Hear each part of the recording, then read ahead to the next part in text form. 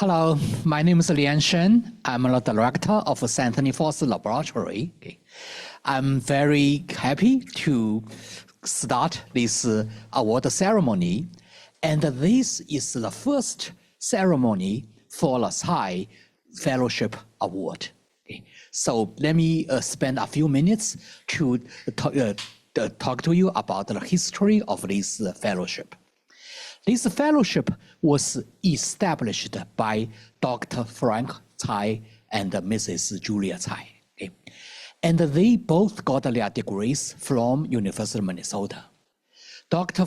Frank Tsai, he earned his master's degree in 1960 from civil engineering, and his PhD degree in 68 from civil engineering.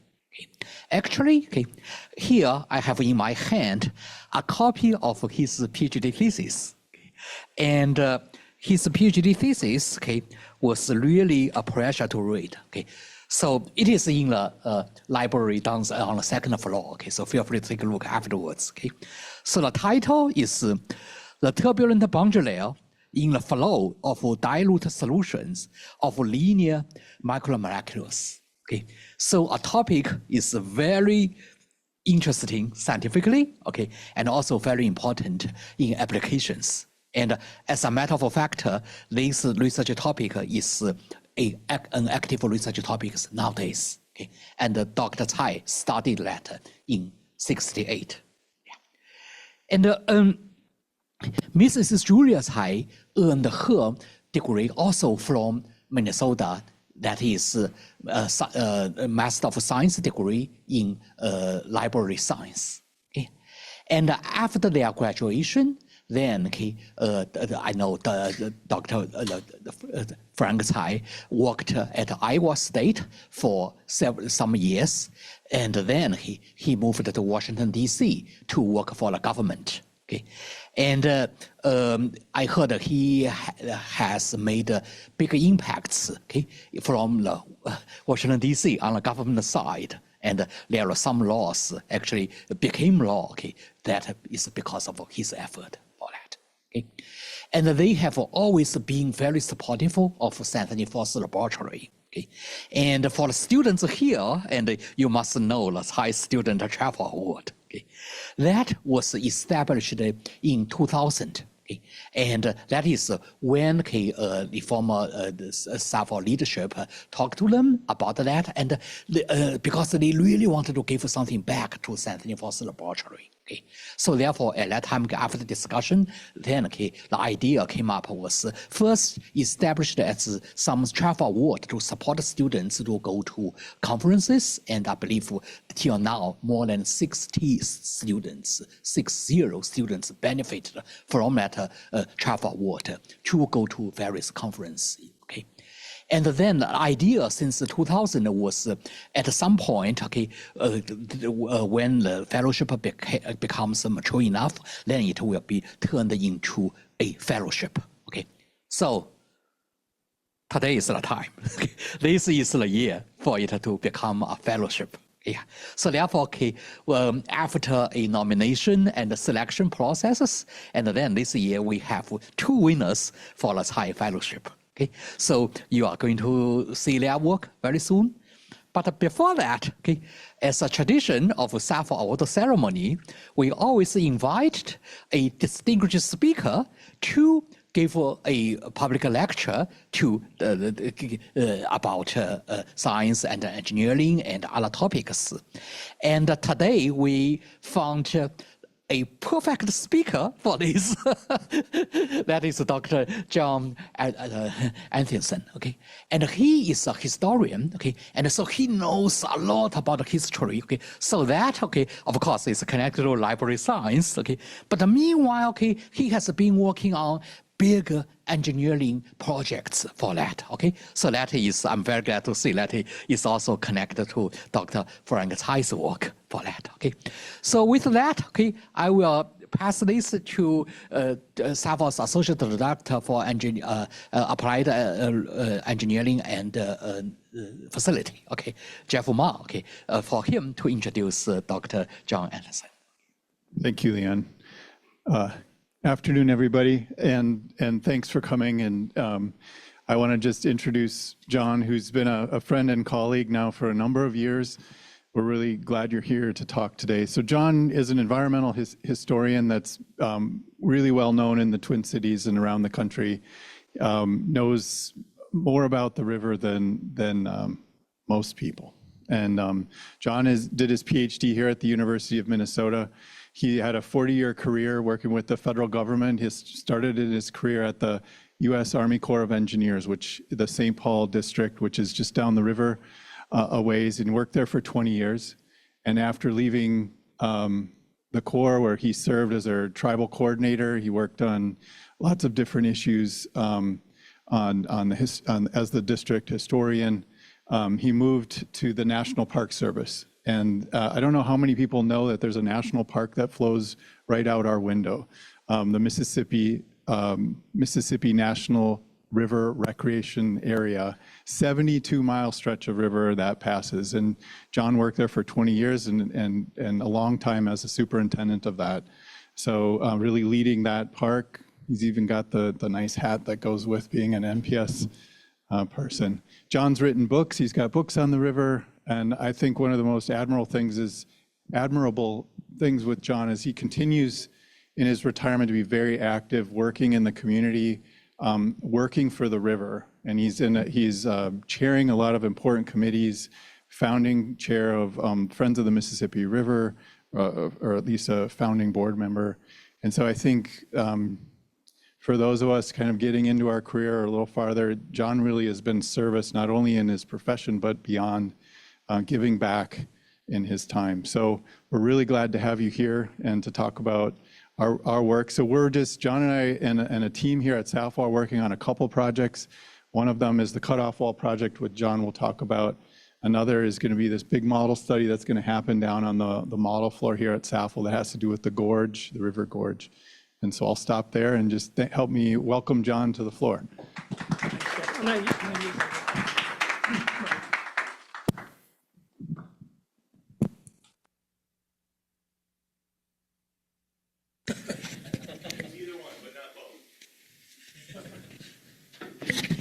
Okay.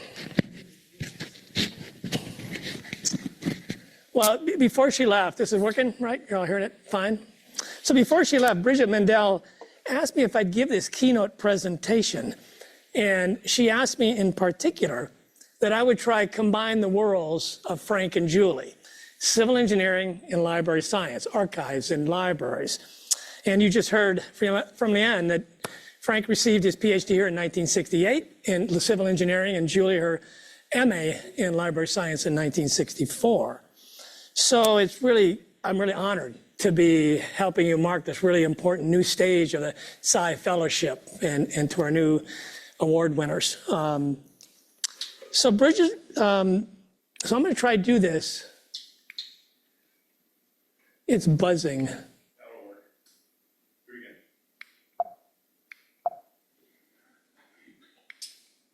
There we go. To do this, I'm going to draw on my time, as Jeff mentioned, with the U.S. Army Corps of Engineers, St. Paul District, the National Park Service, and my work at SAFWA. Civil engineering and the use of libraries and archives have shaped my work in all three arenas. Specifically, I will talk about the cutoff wall and the modeling of the Mississippi River should Lock and Dam number 1 be removed, and that is a real possibility. Both projects define and could define or redefine the Mississippi right outside this building. While working on my master's degree at the University of Minnesota, the St. Paul District hired me as an archaeologist. They didn't hire historians at that time. Luckily, I had a double undergrad degree in anthropology and history. I worked to identify the impact of core projects on the cultural and historical environment through parts of 5 states, and rivers were the primary focus. After several years, I finally convinced the Corps of Engineers to change my title to historian. And by that time, I was working on my Ph.D. in American history here at the university. Over my 19 and a half years with the Corps of Engineers, I learned the language and some of the discipline of civil engineering, especially about the Mississippi River. And I hope I taught those engineers, Kenton, who was with the Corps, a little bit about the value of history and records and research. And the district had a lot of really important historic records that we have been using here at Saffel. The district's had records dating back to its founding in 1866. This is one of those images. There were many of these drawings, like over 30, 40 drawings, maybe 50 drawings of the Cut-a-Fall project that the Corps was working on to save St. Anthony Falls from eroding. And these documents were mixed in with just everyday records at the Corps. So I started pulling out the historic records and creating an archives of those historic records so that they would be preserved. Today, one of the engineers, who was actually an engineer at the lab for a while, Ken Spading, I didn't realize he was going to be in the room, so now I can refer to him specifically. He's taken over that archival role at the St. Paul District. And these collections, like I said, are central to my work here. In 2000, I transferred to the Mississippi National River and Recreation Area. That area in yellow is the 72 miles of the Mississippi National River and Recreation Area, a unit of the National Park Service. And there I worked to identify and interpret the nationally significant resources of the Mississippi River. With this introduction, I want to tell you a little bit about my work at Saffel. St. Anthony Falls lies one tick of the geologic clock from ending a 12,000-year journey. Holding back that clock is a cut-a-fall or subterranean dam no one can see and few know exists. It's the wall you can see running across the river from bank to bank. The reddish area depicts that long line depicts the ill-fated Eastman Tunnel project.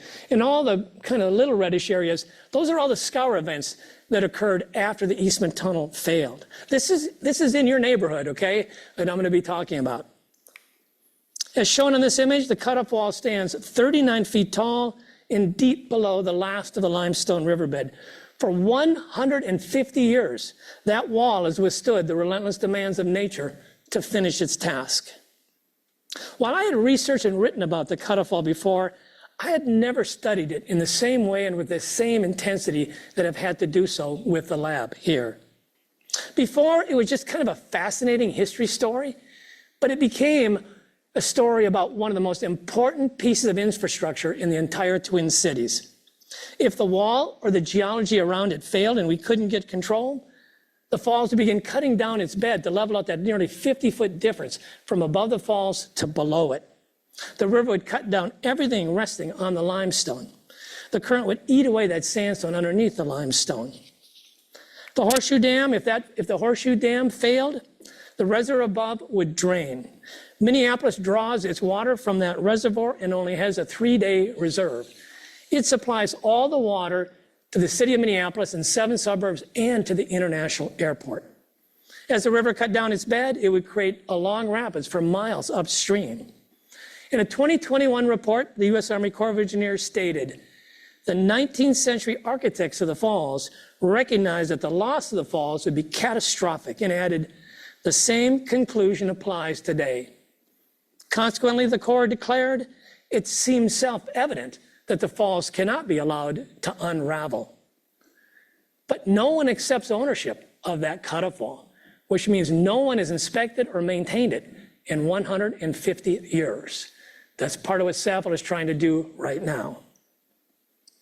This is the geologically critical area. It extends from the crest of the spillway to about 1,100 feet upstream, where the limestone cap rock ends. That's where St. Anthony Falls would have ended by now. As many of you have studied, and Porraket in particular has looked at this geology a lot, this is the geology and the significant geology of the falls. The first layer is the Platteville Limestone Formation. It's about 8 to 12 feet thick under the water at the edge of the spillway, and it tapers to about 2.5 feet thick at the upstream end. The river has cut away the Magnolia and Hidden Falls members, and only the Mifflin and Pecatonica remain. And the Mifflin layer is lined with these fracture joints, and as a result, it breaks apart in large slabs. The next layer is the Glenwood Shale Formation. It's compacted silt, clay, and mud, and it kind of crumbles apart pretty easily. Below the shale lies a deep deposit of St. Peter sandstone, and some layers are nearly pure silica. And this is critical. Water flows through seams, horizontal and vertically, through that sandstone. Because of this geology, St. Anthony Falls has retreated upriver over 15 miles from downtown St. Paul, over the last 12,000 years. Water flowing over that limestone riverbed cut back into that sandstone, and soon the limestone hung out too far and broke off along one of those fracture lines. Completed between 1858 and 1888, the Horseshoe Dam right in here accelerated the retreat of St. Anthony Falls. The dam funneled water to the dams and mills on either side, and they often left the area inside the Horseshoe Dam dry and exposed and subject to freezing and thawing, so it began an accelerated retreat. Look how fast it retreated just from 1857 to 68. At that retreat, it would have disappeared in less than 40 years. I have to point out that I found this map in the Corps of Engineers archives. It shows the rate of retreat. It shows all the scour events. It shows the cutoff fall. It has more details than you can imagine just on that one map. To save the falls, the Millers built 2 aprons over the leading edge in 1869 and 1866, but floods in 1866 and 1869 destroyed the aprons. General G.K. Warren, the first St. Paul District commander, predicted that one more flood like that of 1867 would complete the destruction of St. Anthony Falls. That is how close he thought it was to ending.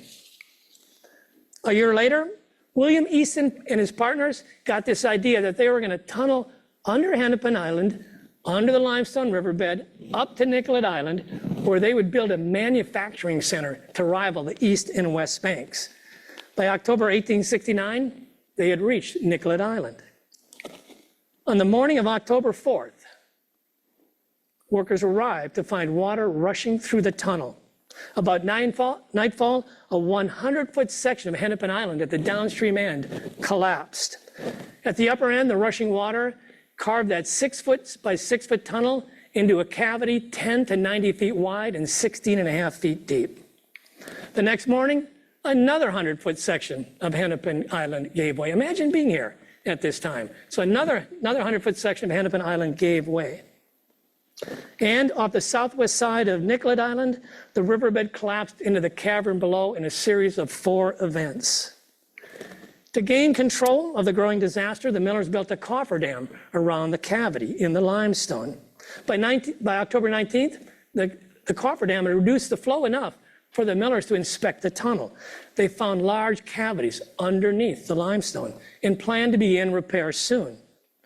But the next day, the riverbed between Nicollet and Hennepin Islands collapsed, and a large whirlpool formed in the river, sucking all the logs that were stacked up above it and shot them out the tunnel. Until October 1869, the greatest threat to ending St. Anthony Falls had been erosion at the downstream end. Now the danger came from upstream too. Think of a short candle burning fiercely at both ends. While the city, the Millers, and the state hoped the Corps of Engineers would help, Congress insisted there had to be a federal interest, there had to be a federal purpose. General Warren supplied one by arguing that they needed to save the falls to save navigation upstream of the falls. The navigation was a Corps mission. Then on April 1870, a flood destroyed the Millers' work, and another section of Hennepin Island collapsed at the downstream end. Finally, on July 11, 1870, Congress agreed to fund the Corps of Engineers to help save the falls. The Corps strengthened the cofferdams and began clearing the tunnel, but water kept leaking into the tunnel, and new scour events continued to undermine the limestone. On July 3, 1871, water began flooding the tunnel. The Corps found that it originated on the east side between Nicollet Island and the east shore. Water had discovered a way under the limestone, scoured a new channel that lined in purple over to the Eastman Tunnel, then went down the Eastman Tunnel. It hit a plug of debris and then chewed a path out the sandstone out the west side of Nicollet Island or Hennepin Island, and afterwards that would be called the West Branch. This event told the Corps of Engineers that water could get under that limestone edge at any point along the upper edge and could connect to the river below. Water cut another tunnel under the limestone to the west of Nicollet Island on May 17, 1873. So now you have another tunnel under the river. From 1870 to 1873, the Corps faced one crisis after another, and multiple tunnels now ran under the limestone. Still, by November 29, 1873, the Corps plugged all the cavities. To test their work, they let water flow inside the coffer-dammed area. Everything held, but water was leaking into the tunnel, and the water was clear. Had the water been flowing through the gravel fill, it would have been cloudy. Because it was clear, it meant it was coming from somewhere outside all the defensive works the Corps had built. So the Corps proposed building a cut-off across the entire river to block the flow underneath the limestone and through the sandstone. And for the second time, after looking at it, Congress finally agreed. On July 9th, 1874, Corps began work on the cut-off wall. First, they sank a shaft on Hennepin Island. If anybody's been out there and seen that big cement block, that's where the shaft was. So they sank the shaft on Hennepin Island. Then they started excavating cavities through the sandstone of the east and west banks just below the limestone. They called each level a drift, and that's a word I will use as well. Along the top drift, they built a small rail car track. They used this to haul out cement and supplies, or bring in cement and supplies and take out shale and sandstone. At 27 feet below the limestone, they widened the wall from 4 feet to 6.5 feet to allow for a passageway in the bottom of the project and to act as a base to the wall. Then they built the wall up layer by layer. As they dug down, water kept leaking into the tunnel through the sandstone. On April 15th, 1875, the river carved another long tunnel under the limestone, the Green Line, to the east. And on July 8th, 1875, the workers had a strong spring 370 feet from the shaft and 30 feet below the limestone. And it excavated another cavern just above the cut-off wall that was 10 to 15 feet wide and extended 100 feet above the wall.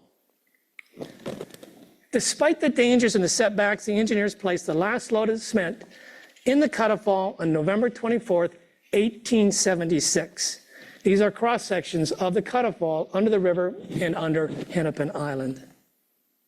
With this context, I want to stress the value of my background with civil engineering and working with libraries and archives.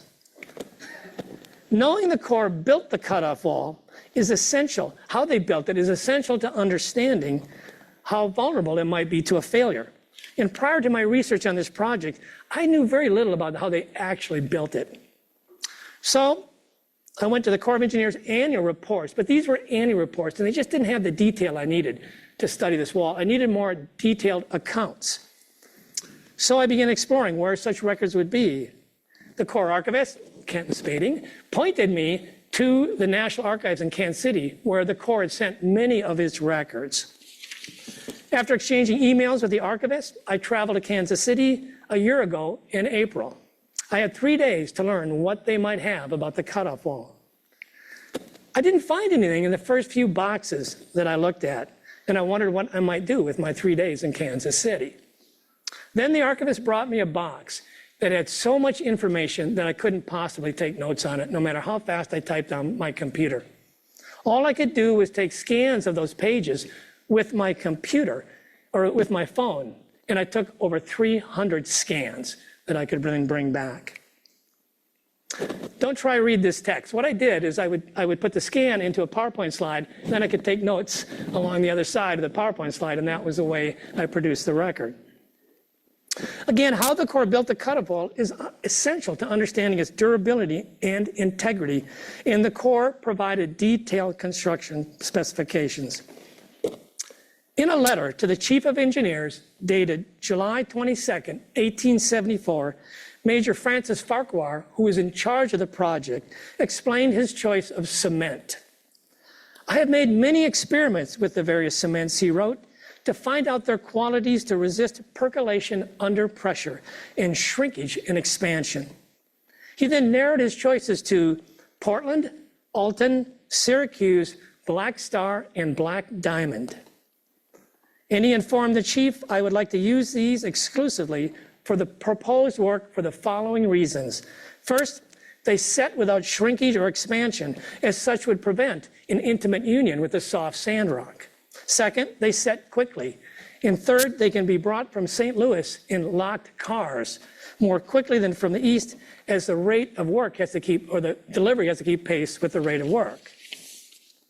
Assistant engineer J.L. Gillespie provided the rationale for using 5 different kinds of cement.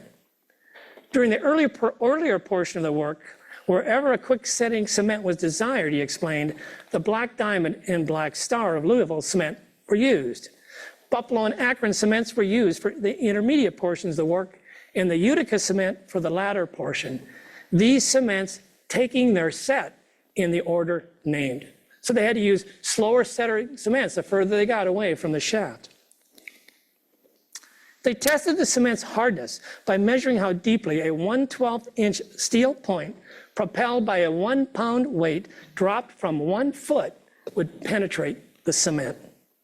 And they employed the same instrument as described by General Gilmore in his treatise on limes, hydraulic cements, and mortars. In other words, they used state-of-the-art methods and materials for the mid-1870s. Contractors broke the aggregate into pieces of not more than 3 inches. They used 300 cubic yards of, I'm getting these kind of details from these records, 300 cubic yards of granite boulders and Platteville limestone for the rest. In a presentation to the American Society of Civil Engineers in 1883 in St. Paul, Farquhar told the audience that the sand came from street grading in Minneapolis and the water from the Mississippi River. He added that the concrete was 1 part cement, 2 parts sand, and 5 parts stone. Once mixed, they delivered to the work site and poured it in 6-inch layers and tamped it with 15-pound hammers. I never thought I could be so excited to find so many details on concrete. And I only did it because I had help from the archivists in Kansas City and the records preserved there.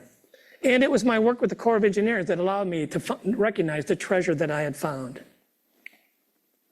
The Cutoff Wall is the primary structure preserving St. Anthony Falls, but it is not the only structure. Thanks to the Corps archivist, we learned that how many structures are still holding up the riverbed at St. Anthony Falls.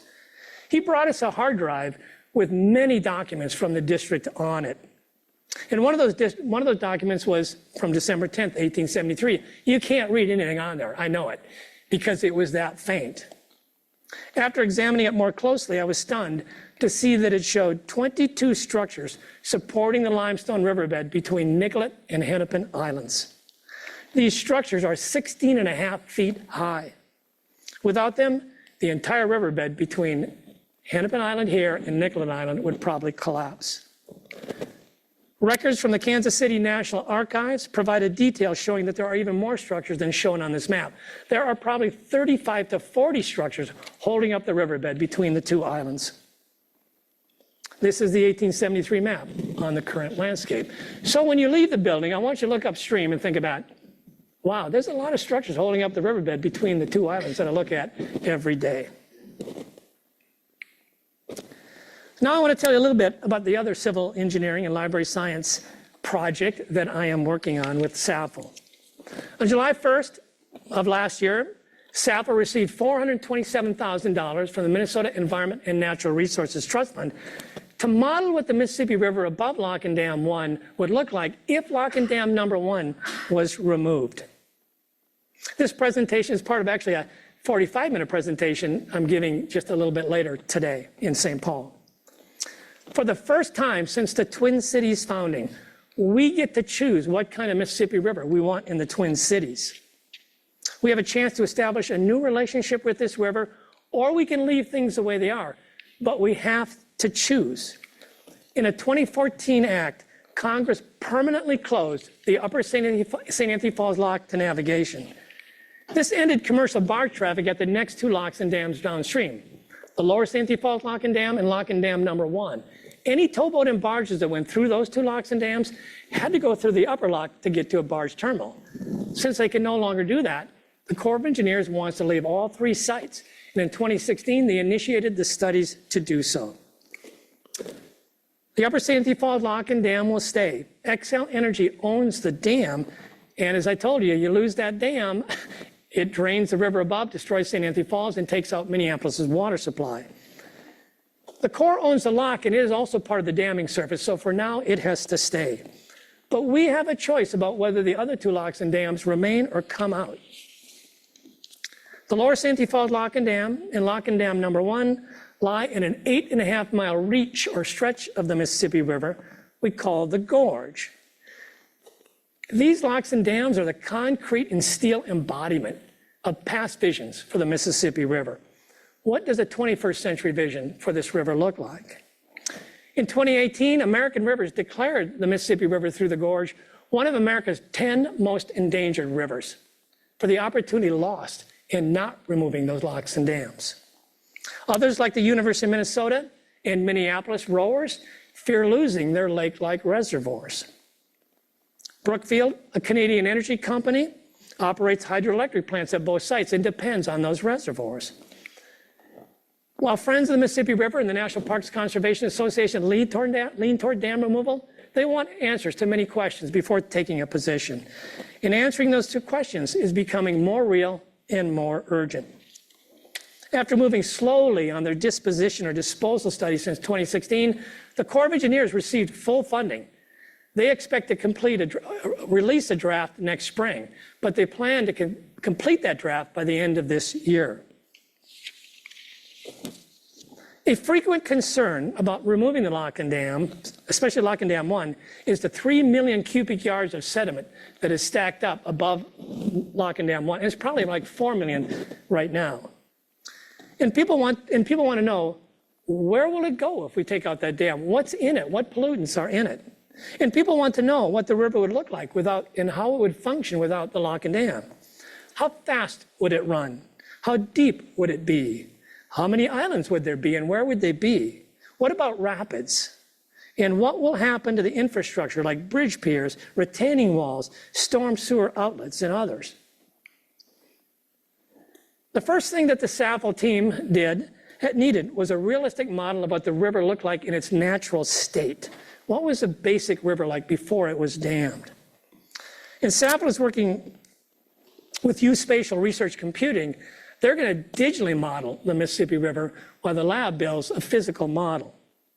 Like the Cuttafall, I had studied the river through the gorge and written about these locks and dams before, but again, I hadn't looked at them through the same lens as I'm looking at them now.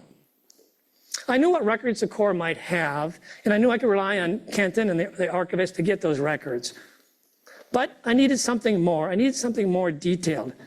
So I went to those annual reports, and I found out that between 1866 and 1890, the Corps had surveyed the river through the gorge 6 times. But we couldn't find the maps. Like, we found one map from an 1866 survey, but it wasn't very good. And we needed much more detailed maps. Meeker Island was a key landmark in the gorge. It lay about 3.5 miles below St. Anthony Falls and 5 miles above the confluence. Of the 6 surveys, the 1887 survey by Major Charles Allen was the most detailed, and he captured the Mississippi River in its mostly natural state. Unlike the homogeneous river today, he broke it into many discrete sections. His written report provided the information we needed at some level, but we needed his maps, and we couldn't find them at the Corps, we couldn't find them at the Minnesota Historical Society, and we couldn't find them online. So we had to figure out where we might find those. My last hope was the National Archives Cartographic Division in Washington, D.C. So I wrote a letter for Ryan Matkey, who is the Borchardt librarian at Wilson Library, to send to the National Archives. But once he got my letter, the first and longest government shutdown happened. So after the government opened again, Ryan sent my letter to the National Archives. A few weeks later, he received 3 40-megabyte-plus files of Major Allen's maps in 3 sheets. St. Anthony Falls to the Lake Street Marshall Bridge, Lake Street Marshall Bridge to the Minnesota Confluence, and Confluence to St. Paul.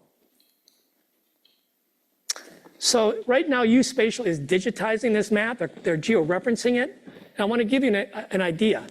And then the SAFL is going to base its modeling on this map. And I want to give you an idea of how amazing it is. We couldn't find any maps that had the topographic lines that showed the landscape below the reservoir today. But Allen's maps, those red lines, give us the exact topography, and we can match that. So now we know what the river was like before the locks and dams. Major Allen's written report provides a single elevation of the river's surface at different points. But at the bottom of this map, you can hardly faintly see, he provides the elevation of the river's surface all the way down the river to the 1,000th of a foot. Don't ask me how he did that or why he did it. All the written accounts say that the worst rapids for navigation were just below the University of Minnesota's, or actually I should tell you this, he also measured along the bottom of the map the speed of the current. So anything over 3 miles an hour is fast, 4 miles an hour is very fast. So at these four locations, he found it 3.23, 4.43, just over 3, and just over 3.5. But on his map, he gives us the velocity, the foot per second, at 9 locations through the upper part of the gorge. Through the short street, just this reach downstream of campus was the worst part of the rapids because of the fast current and all the boulders in this reach. Allen numbered the boulders just in this very specific reach just below the campus, numbers 23 or 24 to 90. Through this reach, Allen said, the bottom of the river is composed of boulders mixed in places with coarse gravel, and remarked, the riverbed may be likened to a street paved with rubble stones, so closely are the boulders packed. Today, there's only one island in the gorge. It lies below Lock and Dam number 1. Sheet 2 of Allen's maps shows that there were 11 large islands below the Lake Street Bridge or Marshall Bridge. I imagine Sappho's model, once it's up and running, will show the recreation, maybe, of many of these islands, if not exactly the same. As you can see, Allen's maps provides also the bathymetry. The numbers going across the channel here are the river's depth of the natural Mississippi River. So without dedicated librarians and archival records, and without the civil engineering details that Major Allen gave to us on these maps, we wouldn't be able to model the river anywhere near like we can today. If the locks and dams are removed, the Mississippi River through the gorge will not return to what it was. This is a 2020 drawdown where the Corps drew the pool down, Lower Santee pool down by 12 feet. The total drop is 26. So in designing the removal, engineers and ecologists will have to decide where they let the river shape its character and course, and where they're going to have to engineer both. People here may actually be doing that engineering of what the river could look like. But the basic character of the river would return. And Sappho will add the many changes to their model downstairs that, like bridge piers and retaining walls. I can't wait to see the first runs of that model. So I wonder what conversations Frank and Julie had about the project he was working on. What did Julie tell him or say to Frank about, hey, Frank, you want to know where that certain resources are to study? Well, you need to go to these resources. Can you imagine the amazing team they must have made? And I want to add my congratulations to the 2 winners of the award. So thank you.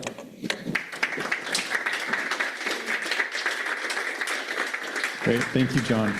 Questions? We have time for a few. Okay. More of a comment than a question. First off, really fascinating presentation, John. Thank you.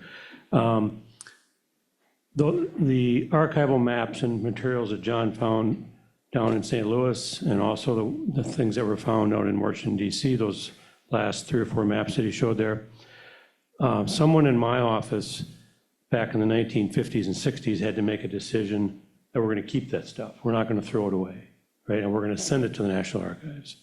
So there was an archivist involved before John and I that allowed us the privilege to find those documents. I want to give a shout out to what in the government, we call them records managers.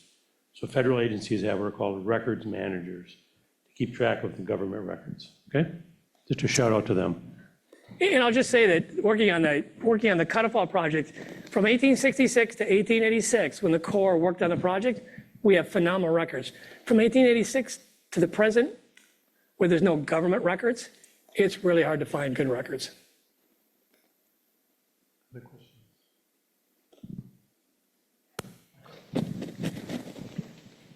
Thank you very much. That was really interesting. So I was curious, based on what you've seen in the historical records, if both lock and dams are taken out and things, do end up moving back sort of toward the original character of the river, and something new doesn't happen. What do you think are the biggest differences that we would see from the state of the river right now? What major deviations from that would we expect to see moving toward that original character of the river? Yeah, I think one of the biggest differences that I didn't tell you about is that we think 3 million cubic yards of sediment is stacked up. But the core between 1938 and 2015, actually 73, the core, everything they dredged from the river, they placed along the side channels. They filled in whatever nook and cranny they could. So there's over 5 million cubic yards of sediment that the Corps placed in the river, in addition to the 3 million cubic yards of sediment that has stacked up. So we have to figure out, the river has been constricted. And as you know, when you constrict the river's flow, it goes faster. So it's going to start scouring different, and the patterns will be different. So again, how do we, I think one of the things we're going to try to figure out is, so how does the river reshape itself? Does it try cut new channels? The other thing is that there was a lock and dam called Meeker Island Lock and Dam that was built in 1907, destroyed in 1910. There's another whole story behind that. But the core blew, it's just above the Lake Street Bridge, or Marshall Bridge. The core blew off the top 5 feet of it, of the dam. But if you restore the river, that dam would be a 5-foot or 6-foot high dam today. So we have to consider that there'd be another little waterfall, possibly midway in the gorge. So there's a lot of historical factors to think about. Thank you very much. Yeah. And I know we want to get to the good stuff. Just while we're transitioning, my last question was just, today everything's digital. I've got hard drives in my office from 2005. What happens for both our archivists?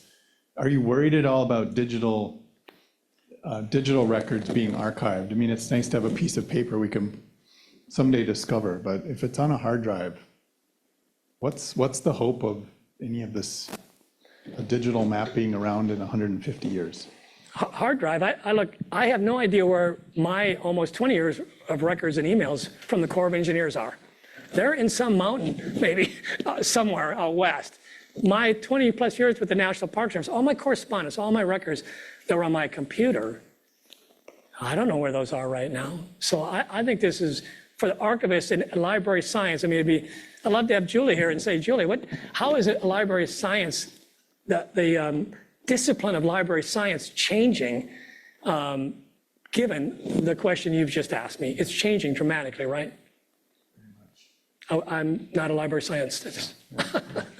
Well, thank you, John, for your talk. Thanks. Appreciate it.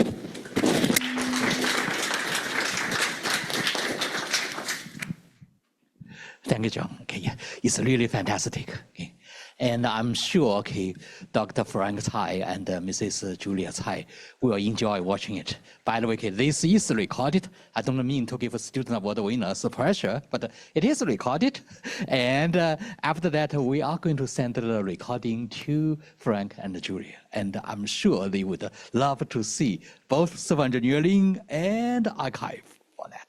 Thank you again. Yeah. But next, we are moving on to the award part, and the plan will be, okay, they will be introduced, and then they will give a short presentation, and the purpose is to see whether they really earn the award. Just kidding. Okay. Okay. First, I'm going to ask Professor Peter Kang to come up to introduce the first winner. Thank you, Lian. And thank you, John, for the fantastic talk. Actually, your talk is great for porous presentation because porous research is about better understanding flow and transport in Tlapa limestone. So it's really, I was really excited to. Yeah. So yeah, I'm Peter Kang. I'm a faculty nurse in environmental sciences. I'm really happy to introduce Porra Dechdacho, who is a PhD student in my research group. So Porra is originally from Thailand. Came to the US for her bachelor degree in geoscience in Penn State, received master degree in University of Nevada, Reno. And then I was fortunate to convince her to join my lab to pursue her PhD. So one thing I would say about porous research that impressed me most is the variety of research methodology that Porra combines. So Porra did both laboratory experiments, advanced numerical modeling, and also field work. So hopefully you can see some of each in this presentation. And I will note that the biggest challenge in subsurface or groundwater is invisibility. So it's really hard to observe what is happening underground. So one of the key efforts that Porra did was conducting laboratory experiment at SAFO that visualizes fracture flow and solute transport, which led to the publication in Geophysical Research Letters. And now, based on that experimental insights, Porra is using cutting-edge numerical modeling to simulate this process in three-dimensional and then do the cross-validation with actual field work. So with that, Porra, congratulations again, and I look forward to your talk.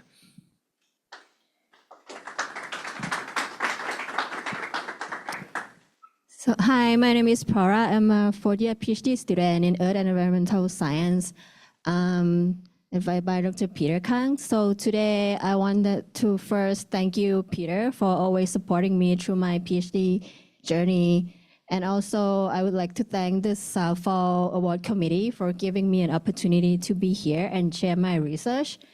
And especially I wanted to thank, I'm really deeply honored to be a recipient for the Tsai Fellowship Award for this year. And I would like to thank Dr. Frank and Mrs. Julie for their generosity and long-standing support for SAFO community and SAFO grad student, especially for this year that the travel was transitioning to a fellowship. And as an international student from Thailand, this fellowship means a lot to me, both personally and professionally. So pursuing graduate study at University of Minnesota has been a meaningful journey for me, but it also comes with many challenges for being far away from home and building a life in different country. So receiving this support feels not only encouragement for me to motivate moving forward with my research, but also a reminder for me that the work that I'm doing is value. So this award gave me an opportunity to focus more on my research. I have an opportunity to work in the field, work in the lab, and also with the modeling. And this support helped me to move forward with my research, which I would like to share with you about my PhD journey today. So my research focuses on flow and transport in fracture system, which study how the fracture complexity, especially the multi-scale processes in the fracture, govern flow and transport in this system. And as Peter mentioned, one of the main key challenges in this problem is that it has a very limited visualization, that we can only get some visualization from an outcrop or from like down borehole video. So my work aimed to address these challenges by combining lab experiment, field observation, and also numerical modeling to better understanding and predict a transport in this system. So first, I began exploring this problem by studying the plume scale experiment actually here at SAFO.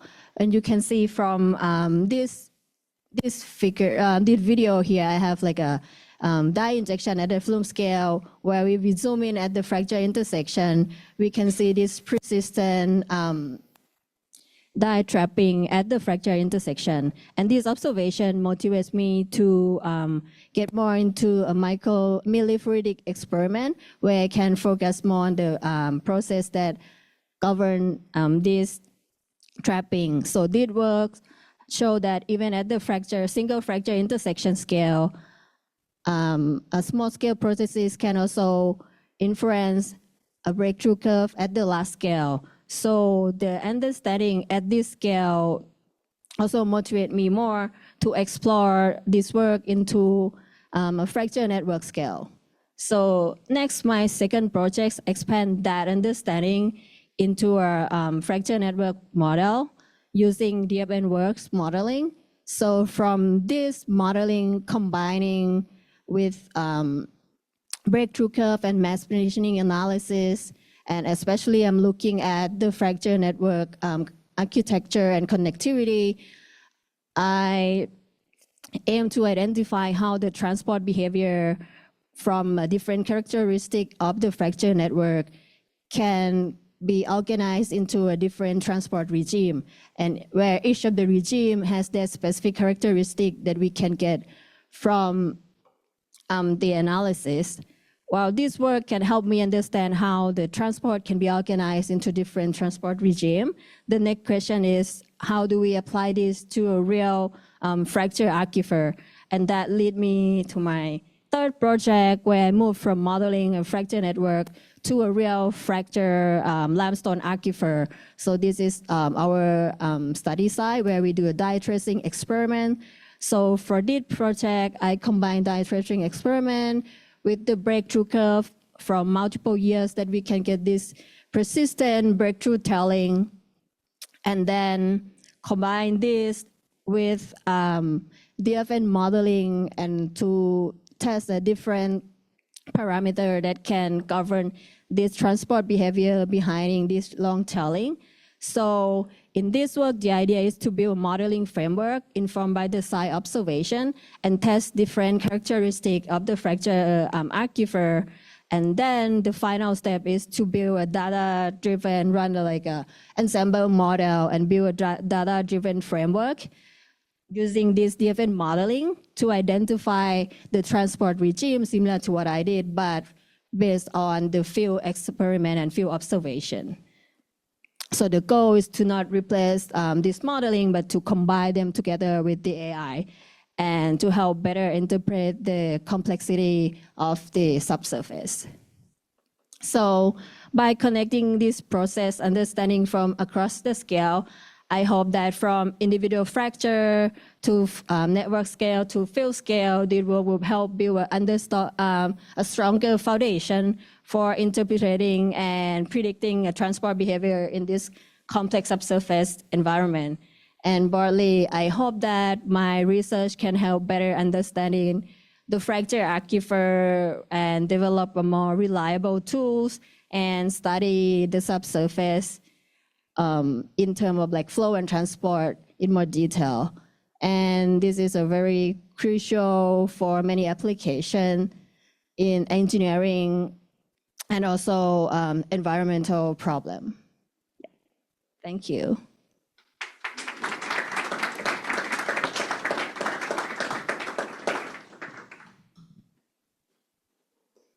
Thank you, Porra. We have time for a question or two.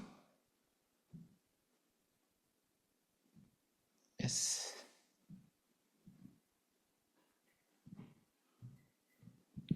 What mechanism did you use to inject the dye?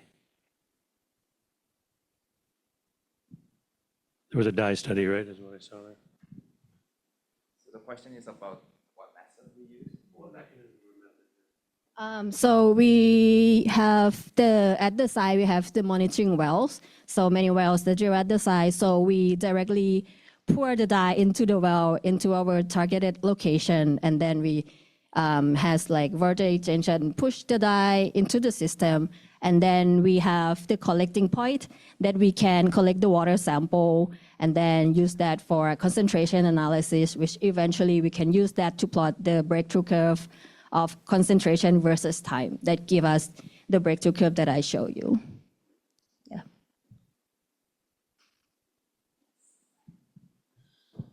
I was curious about, I'm not a subsurface flow person, so can you talk a bit about if you're doing field work just down the road here, how do you characterize what's there? Like, I assume you have borings, you have cores that you can take and analyze different scales of fractures. And can you talk a bit about that? Like how that fits in your model, and then what scales of fractures are important for, let's say, the region you're studying? I assume like little tiny fractures don't matter in what you're doing.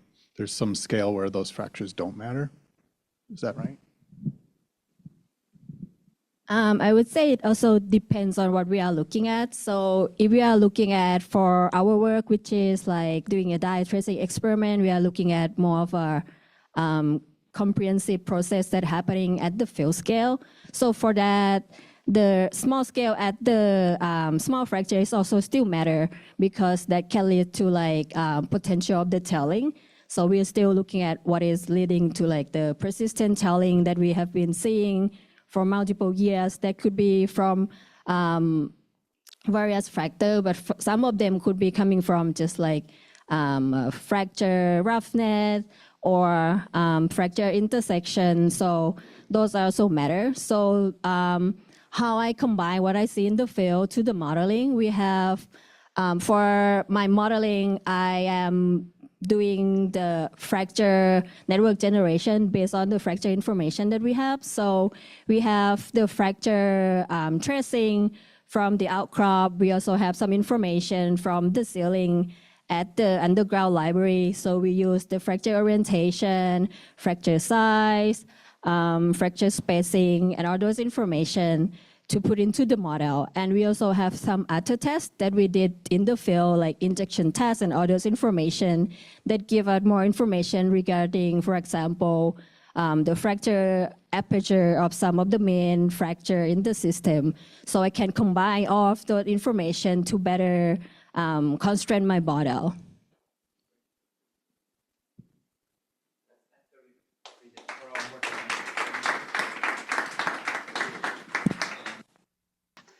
Okay, next I'm inviting Professor Hanzo to come up to introduce the second student winner.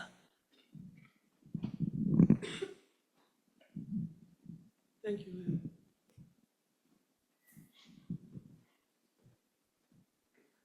Thank you for a nice talk, Porra. Considering Denesh reminded me of my personal journey, because 38 years ago, I came to this laboratory as an international student from Europe. And I was looking around the room. The only one person that was present at that time was Chris Ellis. And so it has been a long journey, but there is something special in this laboratory. We like to stay around, okay? So now I will introduce Denesh as one of our exceptional students, as one of the exceptional Ph.D. students. Denesh came to us in 2005, in the spring semester. He landed in January. That was a nice welcome. And so he came from India, and more precisely, his country, his place of origin are Andaman Islands. And these islands are putting the GPS coordinates of Andaman Islands today. I realized that islands are 1,300 kilometers away from India. But I also realized that there are at least 3 countries that are closer to islands than India. So how that is possible, that is India? Because there is Burma, there is Thailand, there is Indonesia, all of them are closer. Could you explain this? Yeah, okay. Oh, British, yeah. Well, that explains because the capital of your islands is Port Blair, and somehow reminds me of Prime Minister of UK, Tony Blair, former Prime Minister. In any case, so Denesh has been an exceptional student considering his academic performance. His GPA grade point average is 3.94. His research topic has been on harmful algal blooms. How many of you are familiar with harmful algal blooms? Would you just raise your hand? Okay, maybe 30%. So I will just explain briefly. Harmful algae are microscopic organisms, and they produce toxins. And for that reason, we are very concerned about this toxin production. They appear in Minnesota lakes, in coastal waters, all over the world. Now, Denesh and his research has been on detection of when microscopic organisms release toxins.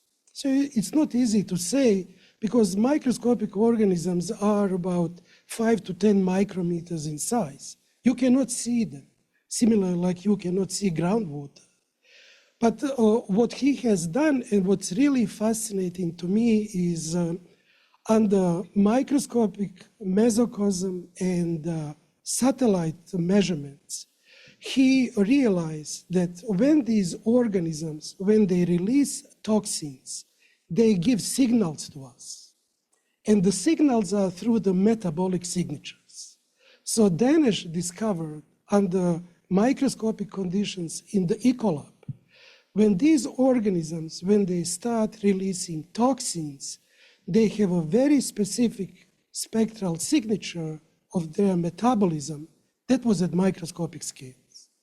And that gave us an idea to submit a paper to geophysical research letters on the toxin detection using satellite images. So you see, satellites are huge scales. Here he discovered under microscopic conditions. And I would like to thank committee for selecting him for the award, because when we submitted nomination, his paper was under submission. However, the good news is yesterday, we learned that the paper is accepted for publication with minor revisions. So, yeah.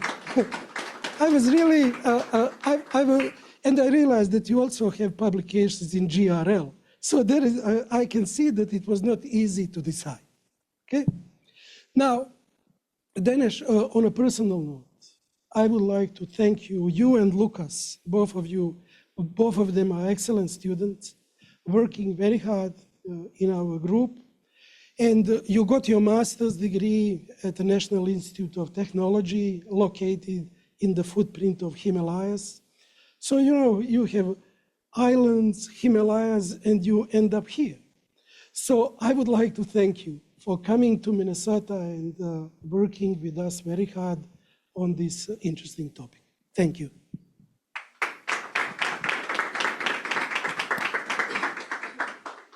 Thank you, Mickey, for a very nice introduction. And I'm honored to get this award today. And I sincerely thank my advisors who guided me and supported me in all possible ways. And yeah, I would like to thank the SAFL Award Committee for giving me this opportunity. And for today's talk, I'll be talking about my research on monitoring harmful algal blooms on the satellite, hyperspectral satellite. So the presentation is titled Reading Between the Wavelengths, Decoding Indicator of Toxic Blooms Using Hyperspectral Satellite Observations. And before I begin, I would like to acknowledge Dr. Frank Tsai and Julie Tsai for establishing this award. Since 2000, this award has supported a lot of graduate students, and I am glad that I am also among one of them. And as a civil engineering student, it is even more special to me because Dr. Frank Tsai was also a civil engineer himself, and I'm feeling very happy. And I'll explain so what are harmful algal blooms? Harmful algal blooms are dense proliferation of algae which negatively impact public health, aquatic environment, and ecosystem. They impact us in,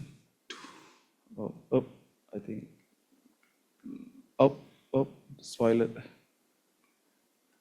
Yeah, they impact basically in two different ways. So first, due to their physical presence, they block the sunlight and they disrupt the underwater ecosystem. And then when these blooms decompose in senesce, they also consume dissolved oxygen, which creates hypoxia-like situation.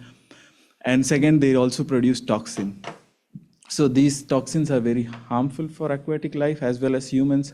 They also produce hepatotoxin, which are specifically very dangerous to your liver. And so there was this study, they show that 1 milliliter of microcystin was enough to kill 19 mice. So this is really dangerous. And so now we know that harmful algae is really dangerous. We have to monitor them. So one of the common ways to monitor is in situ measurements, and we all know that they are sparse and expensive. So luckily, these blooms are optically active, meaning they react to light, they interact with light. So these blooms have chlorophyll, which gives them the green color, and the phycocyanin, which gives them the blue-green color. So they are also called sometimes blue-green algae. So here I've plotted reflectance. Reflectance is the ratio of reflected light by incoming light. So we can clearly see there are two absorption.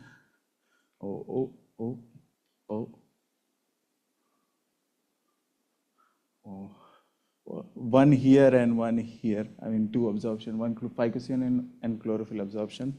So using these features, we can classify algal blooms. So the one of the simple sensor we have is our eyes, but we can only see three wavelengths, right? Red, blue, and green. So there are multispectral satellites which can see more wavelengths, but still they do not cover the entire spectrum. So NASA recently launched its hyperspectral mission, which has 282 bands in the visible near infrared. So in 2024, this was launched, and what we did, so in our study, we combined the space OCI. So this is my first study where we combine with the satellite data. So here we took the 2024 and 2025 satellite data and took the coincident toxin measurements, and then we try to find, is there any signature or any correlation. So we took NOVA's in situ sampling of microcystin. Microcystin is a toxin produced by Microcystis. Microcystis is a common cyanobacteria. And so here I have shown the reflectance from the pixels which have toxin and which don't. And we can clearly see there is a pattern. But is the pattern statistically significant? To testing that, we did a hypothesis testing. First, we divided into two groups, low and high, more than 1 microgram per liter and less than 1 microgram per liter of toxin. And then we used a bootstrap t-test to find significant bands. And we see that all bands are significant except the blue region. So this could be because there is a lot of absorption going on in that region. So the causal attribution is not clear. So that's why it is not significant.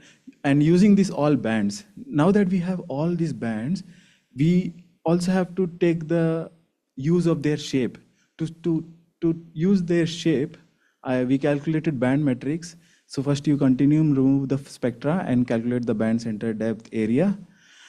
And we did this for chlorophyll and phycocyanin. Now using the significant band identified here and combining with band metrics, we trained a random forest model, a simple model to show a proof of concept that PACE hyperspectral data is able to classify between high toxin and low toxin region. So we found a good high accuracy of 89.5% and with a high recall and precision.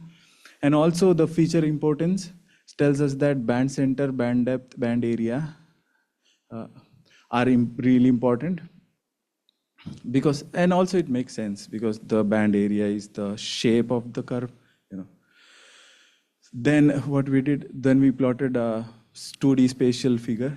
So the top is the high microcystin day, and the middle one is the low microcystin day. The first column is the true color composite of the data, and second is the probability map, and the third is classification. So you can see that orange star on the top are where the toxin were present, and we had the data. So we were able to correctly detect the pixels with toxin. So and the lower is the seasonal probability. So we took and ran this model for whole year 2025, and we see that there is two peaks, one in the mid-August peak and early September peak, which is also expected from normal boom dynamics. And here on the last, we did a seasonal average and see that high toxin region are in the shallow region, which is also as expected. And then now, as Mickey said, we checked this in a micro scale and macro scale measurements, and we also found a very good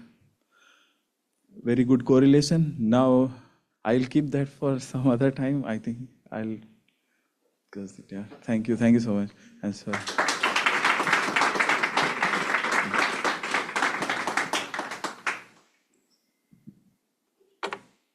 any questions?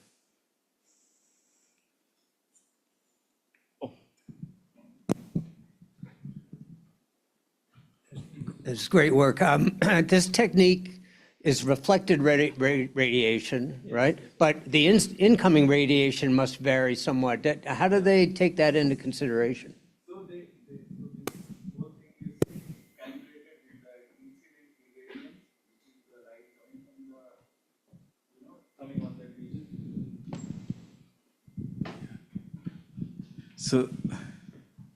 So in satellite, they calculate this incoming irradiance and then divide by what is reflected back. And in our lab, we have this calibration sheet, which is polytetrafluoroethylene, which is highly reflective. So first we keep the polytetrafluoroethylene PTFE sheet and then measure the incoming. Then we remove the incoming sheet and then measure the what's coming back. But the satellite's outside the atmosphere, right? Yes, sir. So wouldn't the incoming radiation be influenced by the atmosphere? And how would the satellite know what that influence is? True. So now this all figure I showed was cloud-free pixels, meaning there were no clouds. Second, this all are done in NASA. So they calculate the incoming radiance in that footprint. And then in that footprint, considering the atmospheric correction, everything, and then they calculate the. Okay. So, thank you, sir. Thank you. Okay, and next question.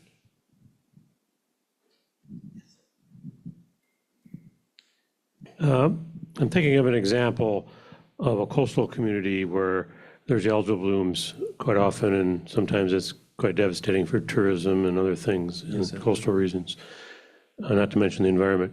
So, and satellite imagery can be sometimes sporadic, a month or two apart. So is drone technology possible for flying more frequently?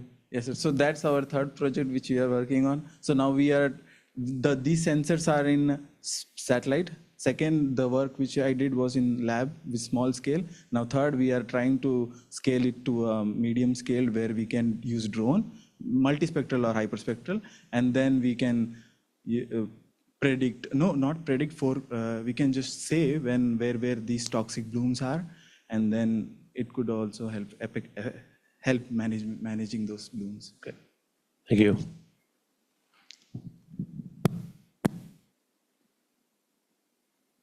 Just to comment, drone technologies with hyperspectral cameras are very quickly pricey.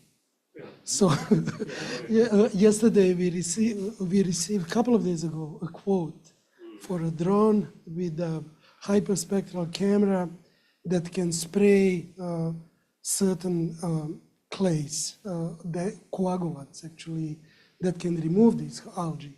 But the whole setup is on the order of 100K. Yeah. Not to mention when the drone flies, we just hope it will come back. Yeah. Martha's Vineyard could afford that, though. Yeah. Thank you, sir. Thank you.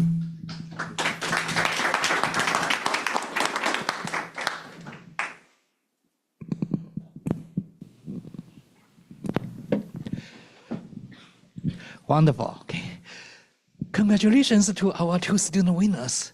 Really wonderful work. Okay. And you are in the history of Tsai Fellowship Award, and you are the first winners. Okay, great. Yeah. So with that, and also I want to thank Dr. John Anfinson for this very, very inspiring talk. Okay, and it's really a pleasure to see all those informations. That is a combination of historic data and archival and engineering practice. Yeah. Okay. And I'm sure Dr. Frank Tsai and Mrs. Julie Tsai will be glad to see this. And I'm very much looking forward to the award ceremony of next year. And then I look forward to keep them updated about our lab's new generation of students, wonderful research work. And also, I want to thank them again for these initiatives, for the establishment of Tsai Award.